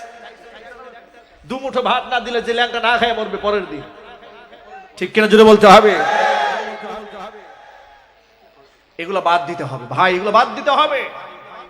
ওই ৭২ কাতারে শামিল হওয়া যাবে না, জান্নাতি কাফিলায় শামিল হতে হবে। নিজেকে ৫ ওয়াক্ত নামাজি হিসেবে নিজেকে গড়ে তুলতে হবে। আমার কোন কোন ভাই আজকের পর থেকে ১ ওয়াক্ত নামাজও কাজা হবে না, ১ ওয়াক্ত নামাজও কাজা হবে না ইনশাআল্লাহ। আল্লাহ যেন কবুল করেন, জোরে কোন আমিন। আল্লাহ আমাদেরকে ৫ ওয়াক্ত নামাজি বানাও, আমাদের মা বোনদেরকে নামাজি বানাও, আমাদের সন্তানদেরকে নামাজি বানিয়ে দাও। হাত নামা। ২ নম্বর যুবক ভাইদেরকে আরেকটা আমল দিয়ে দিব, এই নামাজ যেন আপনি সঠিকভাবে আদায় করতে পারেন এবং ইসলামের কাজ যেন আপনার জন্য সহজ হয়ে যায়, কঠিন না হয়ে যায়। এই জন্য মুখের দাড়িটা রেখে দেন।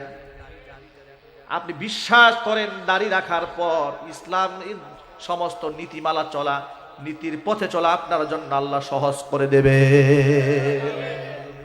অনেক গুনাহ থেকে আপনি অটবিরত হয়ে যাবেন। রাস্তাঘাটে দেখবেন অসংখ্য লোকেরা দাঁড়িয়ে পেশাব করে। ওয়াল্লাহি ওয়া রাব্বিল কাবা, আমি কাবার রবের কসম করে বলি আমার জীবনে দাড়িওয়ালা কোনো মানুষকে দাঁড়িয়ে পেশাব করতে দেখি নাই।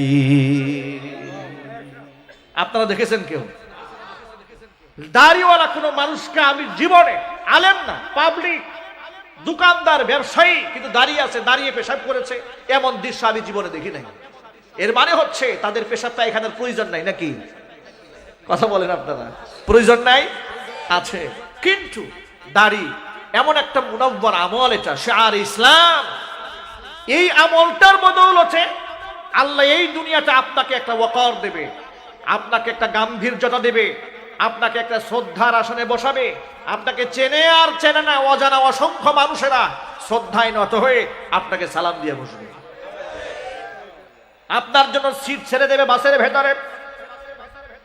দোকানদার মুখে দাঁড়িয়ে রেখেছে, গোটা মার্কেটের সব লোকেরা তাকে হুজুর বলে ডাকে, হুজুরের দোকান।